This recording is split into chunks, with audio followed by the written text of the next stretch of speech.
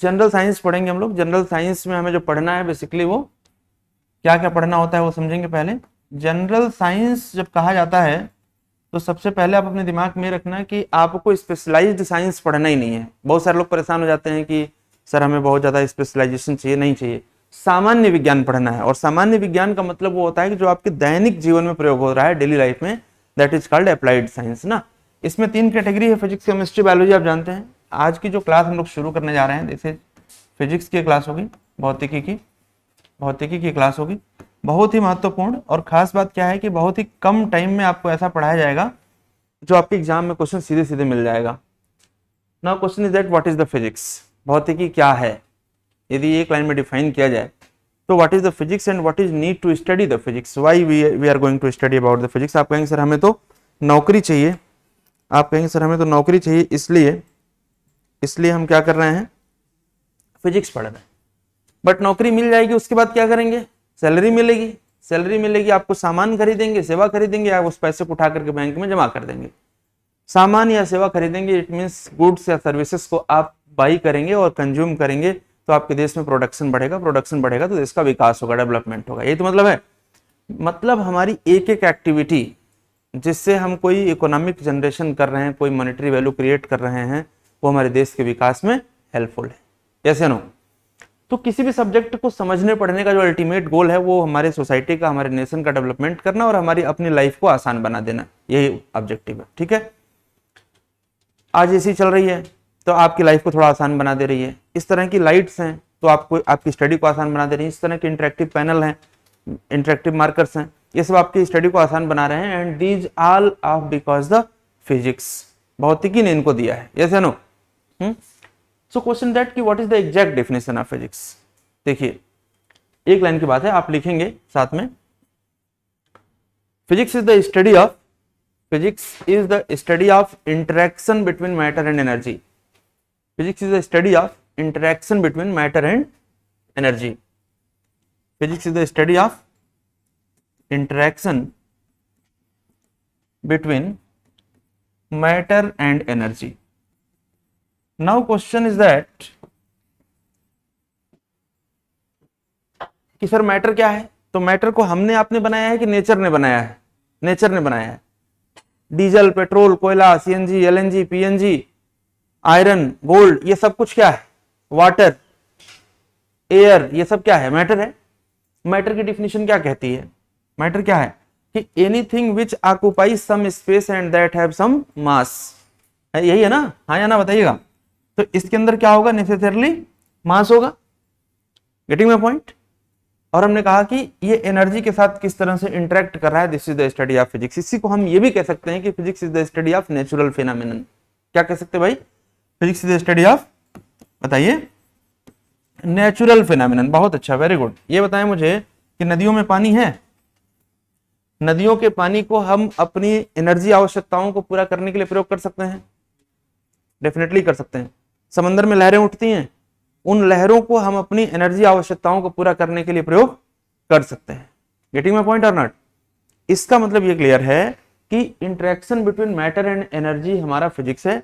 And why this is required to study. देखिए, चाहे आप किसी कंट्री के इकोनॉमिक डेवलपमेंट की बात कर लीजिए या किसी कंट्री के स्ट्रेटेजिक डेवलपमेंट की बात करिए, what is the meaning of economic development, हमारा जीडीपी कैसे बढ़ेगा, हमारी जीडीपी कैसे बढ़ेगी, यानी कि पर कैपिटा इनकम कैसे बढ़ेगी, प्रति व्यक्ति आय कैसे बढ़ेगी, this is called economic development. Clear. या फिर हम बात करें स्ट्रेटेजिक डेवलपमेंट की, हमारे देश की सीमाओं की सुरक्षा की बात हो या हमारे परिवार में खुशी से रहने की बात हो, दोनों के लिए हमें क्या आवश्यक है, एनर्जी। यस या no. Why energy is required, without energy we can not develop our country economically और स्ट्रेटेजिकली। समझ आ रही बात। अरे भैया राफेल में क्या चलाओगे, राफेल आपके पास है, सुखोई है, क्या उसमें डालेंगे तो वो हवा में उड़ करके हमारे देश की सुरक्षा इंश्योर करेंगे। Fuel, and fuel is a type of energy. आप घर से चल के पढ़ने आए हैं, पढ़ेंगे, आपका मानसिक आर्थिक विकास होगा, लेकिन उस पेट्रोल, उस बाइक के अंदर आपने क्या डाला है, पेट्रोल डाला है। तो बिना एनर्जी के, आपके घर में कुकिंग सिलेंडर रखा हुआ है, यदि उसमें गैस नहीं तो आप खाना बना लेंगे। इसका मतलब है कि energy is ultimately required material which is required for the development of the person as well nation. Yes या नो? कुछ समझ में आ रही मेरी बात? And what is the law of conservation of energy? What is the law of conservation of energy?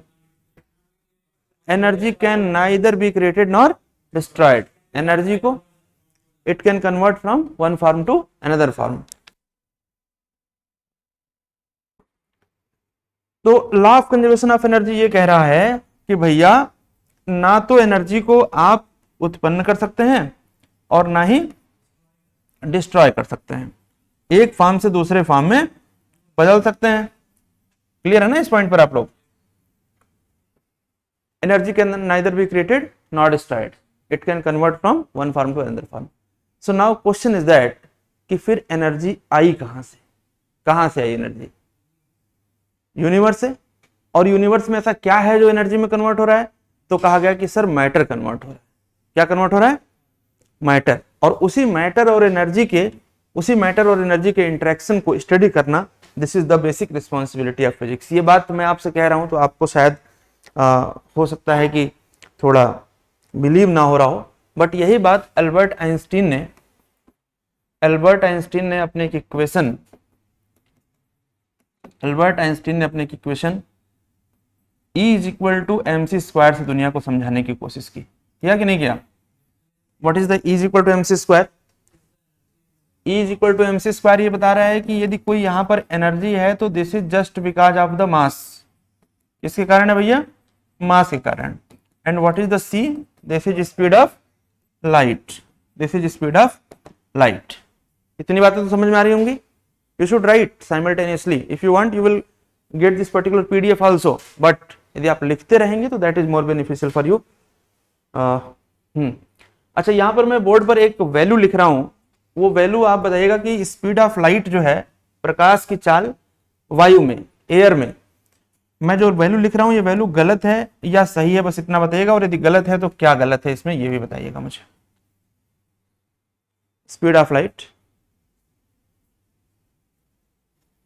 the value of speed of light in air is equal to 3.0 into 10 to the power 10 लिखा हुआ है। यदि कुछ गलत हमने लिख दिया है तो बताइएगा। Thank you.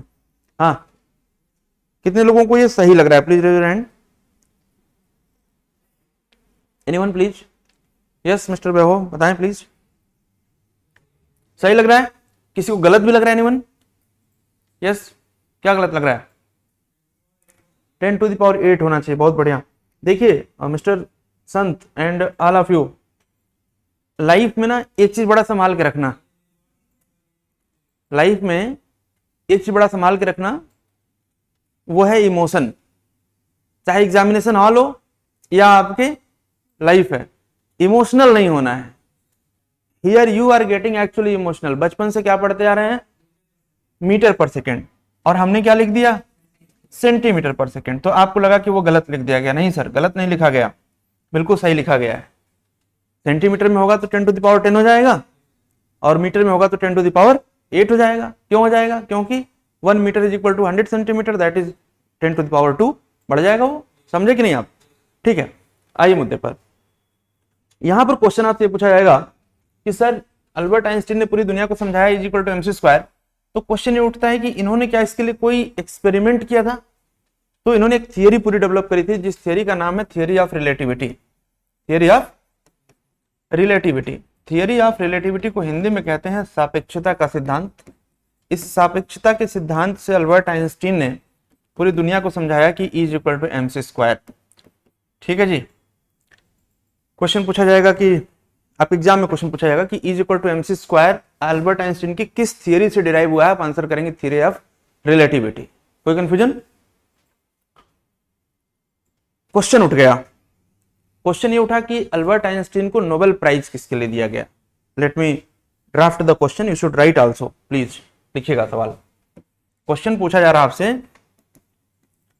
कि अल्बर्ट आइंस्टाइन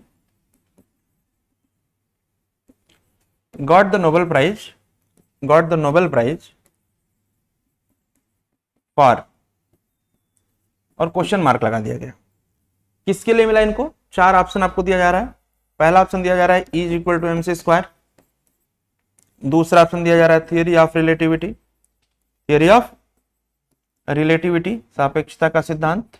और तीसरा ऑप्शन आपको दिया जा रहा है both A and B, both A and B. और चौथा ऑप्शन दिया जा रहा है नाइदर वन नॉर, मतलब नन ऑफ द अबव। ठीक है भाई, there are 4 options and what is the question? Question is that कि for which of the following Albert Einstein got the Nobel prize? Anyone?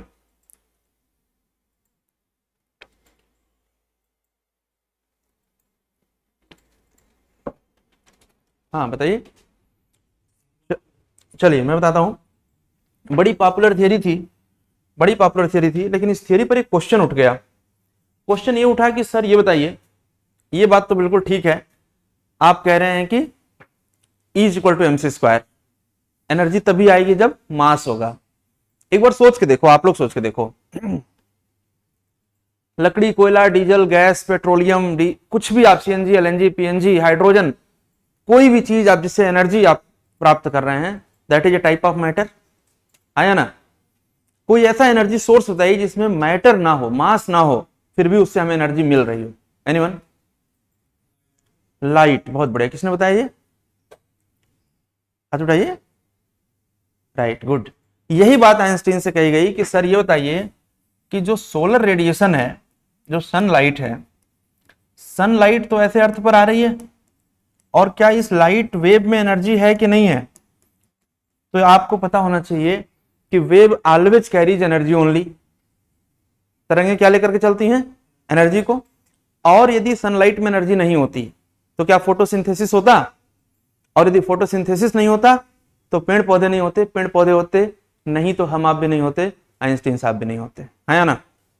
यानी कि आइंस्टीन साहब की दुनिया में आने से बहुत पहले ही ये प्रूफ हो चुका था कि सनलाइट के अंदर एनर्जी तो है। तो इस बात को डिनाई तो नहीं कर सकते हैं कि सोलर रेडिएशन में एनर्जी नहीं है। बट क्वेश्चन इज दैट कि यदि एनर्जी है और मास नहीं है तो फिर आपका इक्वेशन क्या है? गलत है। इक्वेशन आपका गलत है। और इसी बात को जब मिस्टर मैक्स प्लांक से पूछा गया, मैक्स प्लांक एक साइंटिस्ट थे, इन्होंने कहा कि मैं एक इक्वेशन दे रहा हूं और ये इक्वेशन ये बताएगा कि जो सोलर रेडिएशन की एनर्जी है, ध्यान से समझिएगा, जो सोलर रेडिएशन की एनर्जी है, ये जो किरणें आ रही हैं, जो रेडिएशन आ रहा है, इन किरणों की अपनी आवृत्ति है, अपनी आवृत्ति, अपनी फ्रीक्वेंसी है कि नहीं है? भाई कोई भी वेव आएगी तो उसकी अपनी फ्रीक्वेंसी होगी, और इस फ्रीक्वेंसी को हम रिप्रेजेंट किससे करेंगे? न्यू से, NU ऐसे लिखते हैं, ठीक है जी। और हमने कहा कि इसमें एनर्जी भी है। तो इन्होंने ये कहा, किन्होंने? मैक्स प्लांक ने। प्लांक ने कहा कि जो इनकी एनर्जी है वो इनकी फ्रीक्वेंसी पर डिपेंड करेगी, यानी कि ज्यादा एनर्जी होगी तो इसका मतलब है कि ज्यादा फ्रीक्वेंसी है। इट मींस कि फ्रीक्वेंसी ज्यादा है तो एनर्जी भी ज्यादा है, फ्रीक्वेंसी कम है तो एनर्जी भी कम है। इसी को हम ऐसे भी लिख सकते हैं कि E is equal to H nu. H यहां पर प्लांक कांस्टेंट है। क्या है? प्लैंक्स कांस्टेंट है। एक क्वेश्चन लिखिए, एक क्वेश्चन लिखिएगा, आप लोग ये नोट करते रहिए साथ में हमारे, ठीक है? हालांकि ये मिल जाएगा आपको वीडियो रिकॉर्डेड फॉर्म में, PDF भी मिल जाएगा एज इट इज।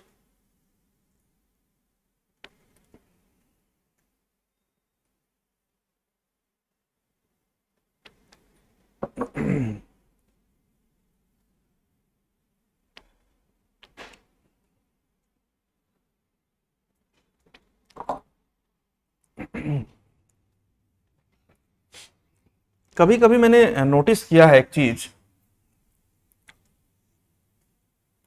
कभी कभी मैंने एक चीज नोटिस करी है, बताता हूं, पहले आप इसको नोट करिए। द यूनिट ऑफ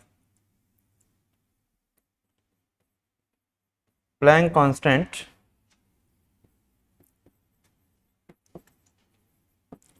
स्मॉल, लिखने की जरूरत नहीं है, ऐसे लिख दें, एज। 4 ऑप्शन दिए जाएंगे। पहला ऑप्शन दिया जाएगा फेरेड, दूसरा ऑप्शन दिया जाएगा dine,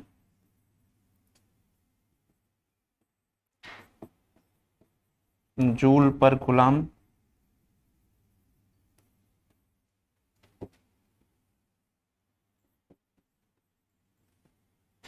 any constant has no unit. किसी भी नियतांक का कोई मात्रक नहीं होता है। First of all try to understand the definition and concept, then let me proceed. What is the physics?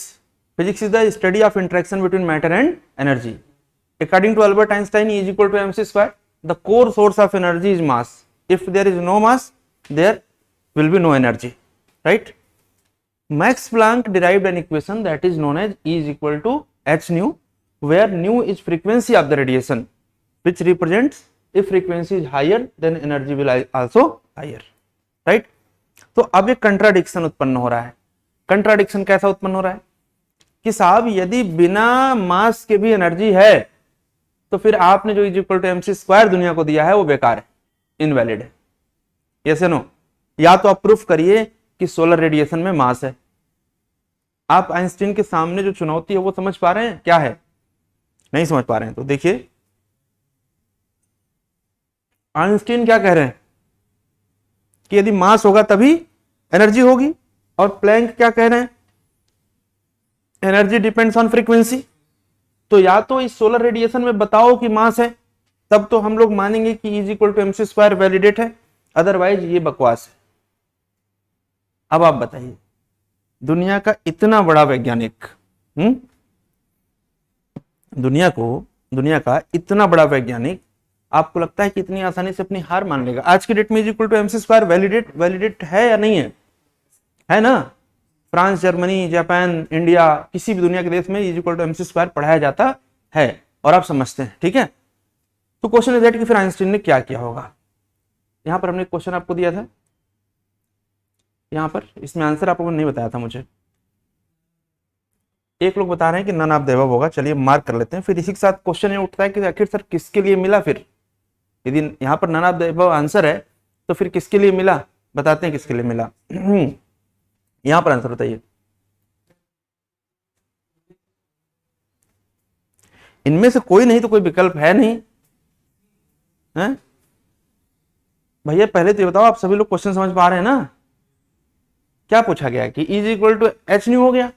अब इसमें पूछ रहा है कि एच की यूनिट क्या है, और एक कह रहा है कि किसी भी कांस्टेंट की कोई यूनिट नहीं होती है, ऐसा लिखा गया, ठीक है? पहला है फेरेड, दूसरा है डाइन, तीसरा है जूल पर कूलम, चौथा क्या लिखा है? डी किसी भी। सी मान रहे हैं आप लोग? सी गलत मान रहे हैं। सी तब सही होगा जब पहले इसको करेक्ट किया जाए। पहले ये बताओ आप में से कि किसी के दिमाग में ये पॉइंट चल रहा है क्या कि सर किसी भी कांस्टेंट की कोई यूनिट नहीं होती है? ऐसा किसी दिमाग में नहीं चल रहा है? सभी कांस्टेंट की यूनिट होती है, किसी भी रेशियो की कोई यूनिट नहीं होती। यदि दो रेशियो ले लिया जाए तो रेशियो की यूनिट नहीं होती है। समझ आ रही बात ना भाई? 4 लीटर दूध और 4 लीटर पानी का रेशियो ले लो तो लीटर डिवाइडेड बाय लीटर, कोई यूनिट नहीं होगी।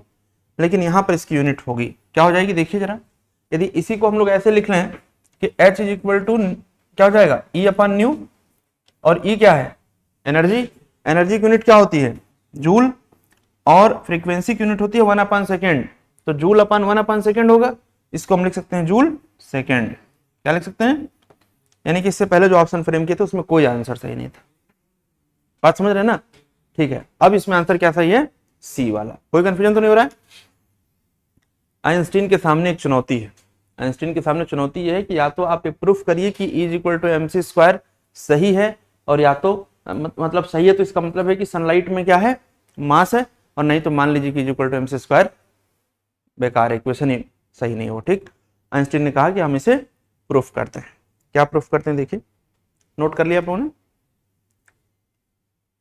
उन्होंने कहा कि एक एक्सपेरिमेंट करते हैं, एक एक्सपेरिमेंट करते हैं। इस एक्सपेरिमेंट को नाम देते हैं फोटो इलेक्ट्रिक इफेक्ट। क्या नाम देते हैं भाई? Photo electric effect. ध्यान से समझिएगा, फोटो इलेक्ट्रिक इफेक्ट हिंदी में क्या कहते हैं? प्रकाश वैद्युत प्रभाव। प्रकाश वैद्युत प्रभाव, फोटो इलेक्ट्रिक इफेक्ट, प्रकाश विद्युत प्रभाव। टारगेट क्या है? टारगेट ये प्रूफ करना है, टारगेट ये प्रूफ करना है कि सनलाइट के अंदर मास है, समझ रहे हैं, और उसी मास के कारण एनर्जी है। तो इन्होंने क्या किया कि एक मेटल प्लेट लिया, एक मेटल प्लेट लिया, और इस मेटल प्लेट को बैटरी के नेगेटिव टर्मिनल से जोड़ दिया। अब आप बताओ कि इस प्लेट के अंदर कैसा चार्ज फ्लो कर रहा है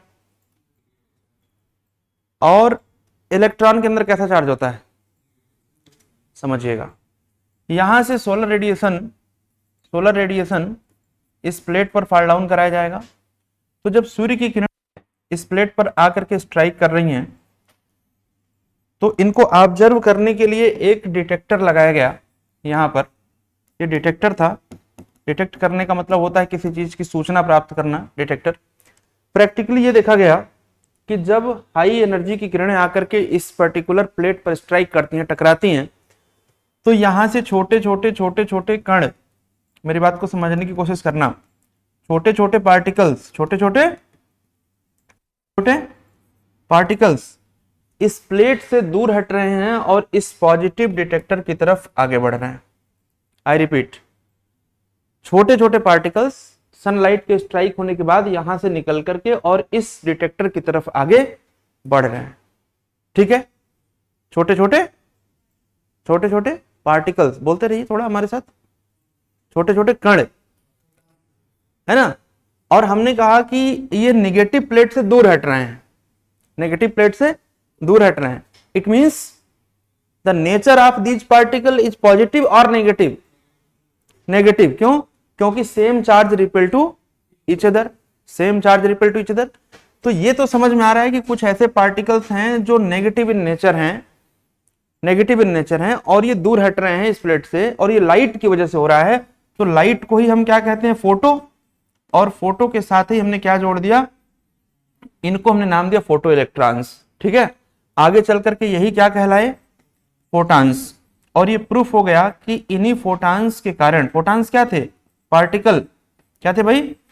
और किसी भी कण की कल्पना, किसी भी पार्टिकल की कल्पना आप बिना मास के नहीं कर सकते हैं। If there is particle there must be some amount of mass. यदि मास नहीं है तो पार्टिकल एग्जिस्ट ही नहीं करेगा। मास भले ही नेग्लिजिबल हो, नियर टू जीरो हो, लेकिन कुछ ना कुछ मास होगा, तभी हम उसको मानेंगे कि वो पार्टिकल है। और फाइनली क्या प्रूफ हो गया कि इसी मास के कारण यहां पर क्या है बताओ? एनर्जी है। और अल्टीमेटली अल्बर्ट आइंस्टीन ने प्रूफ कर दिया कि सनलाइट का जो नेचर है वो सनलाइट का नेचर डुअल है। कैसा भाई? सनलाइट का डुअल नेचर है। डुअल नेचर का मतलब क्या हो गया? डुअल नेचर का मतलब हो गया, हिंदी में द्वैध प्रवृत्ति कहते हैं। यह इसका दो तरीके का नेचर है। क्या नेचर है दो तरीके का भैया बताओ? पार्टिकल नेचर और वेव नेचर। बहुत अच्छा, वेव नेचर तो पहले से ही पता था सबको, तरंग प्रवृत्ति। और यहां पर हमने कहा कि अब पार्टिकल नेचर भी प्रूफ हो गया। कोई कंफ्यूजन तो नहीं? और अब क्लियर हो गया कि physics is all about the interaction between matter and energy. कोई डाउट? हाँ या ना? और इसी एक्सपेरिमेंट के लिए अल्बर्ट आइंस्टीन को 1921 में नोबेल प्राइज मिला। ठीक है, you should write the remark, please note down these all and then write the remark.